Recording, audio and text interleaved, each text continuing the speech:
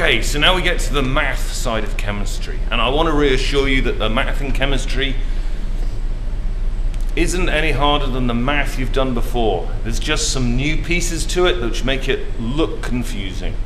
So I'm going to give you a little preview of those bits that look confusing. Like I say, it's basic algebra. If you can do 18 equals 6x and see that you've got to divide both sides by 6 to get x by itself, then you can do the math that's in chemistry. What changes in chemistry is you don't have 18 or 6, you got some weird crazy numbers, and you don't have x, you've got some other sign. But it's the same math. What you do a lot of is also conversions, and I'll give you a kind of example of the kind of conversion that you're going to do. So you've got to be able to plan your math a little bit. So it's like applying your math.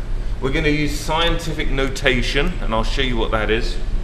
And we've got to think about the significant figures. I'll show you that too. First of all, those conversions. Let me give you an example of the kind of math you can already do that you're going to do again in chemistry, but with crazy numbers. If you're buying stuff in bulk, let's imagine you buy a case of soda and it's got 24 bottles in it. So you know that every case of soda's got 24 bottles in it.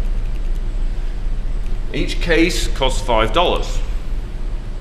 Your question, how much does it cost to buy 48 bottles of soda? So whilst that's easy, you might just say, this much.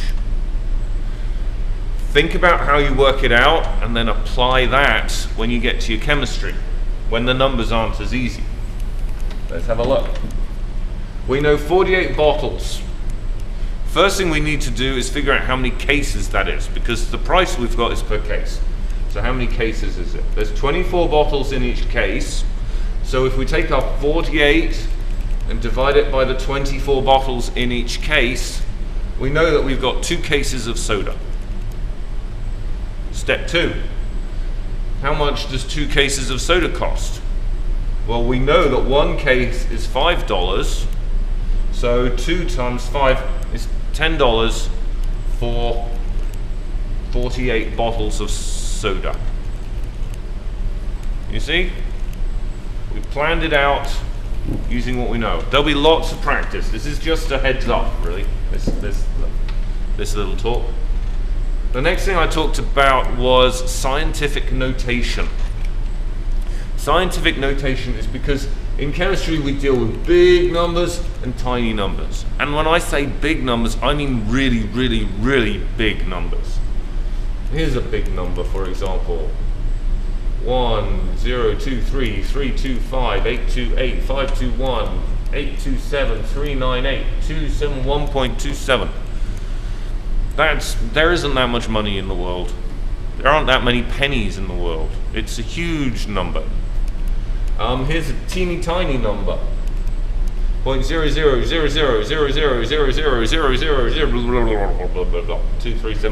0.00000000000000000000000000000000000000000000000000000000000000000000000000000000000000000000000000000000000000000000000000000000000000000000000000000000000000000000000000000000000000000000000000000000000000000000000000000000000000000000000000000000000000000000000000000000000000000000000000000000000000000000000000000000000000000000000000000000000000000000000000000000000000000000000000000000000000000000000000000000000000000000000000000000000000000000000000000000000000000000000000000000000000000000000000000000000000000000000000000000000000000000000000000000000000000000000000000000000000000000000000000000000000000000000000000000000000000000 and typing them in like that is a recipe for disaster and smaller than that. And typing them in like that is a recipe for disaster. You're going to make a mistake copying it out of your calculator or typing it into your calculator. And there's a shortcut.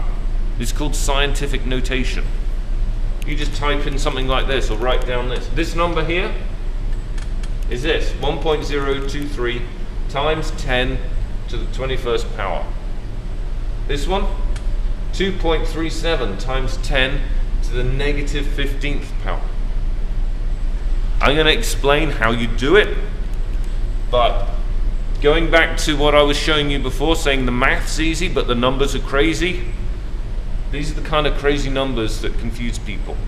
If you keep clear that they're just numbers, everything's as simple as those examples I showed you just now. Now, with those crazy numbers comes significant figures, because not all numbers are important. They're not all significant. Let me show you an example. You and 6 friends win $157. You need to split it 7 ways. So you get your calculator, you do 157 divided by 7, and you get 22.42857,143. And you scratch your head. How are you going to split it up? $22 we can do, 42 cents we can do, but what do we do with this 857,143? And it's not significant, right? It doesn't matter, because we can only have cents. So you say, okay, we're going to round it at the 42 line, but is that 42 cents or 43 cents? So you look at the next number, say that's bigger than 5, so we round it up. It's closer to 43 cents than 42 cents. And everyone gets $22.43.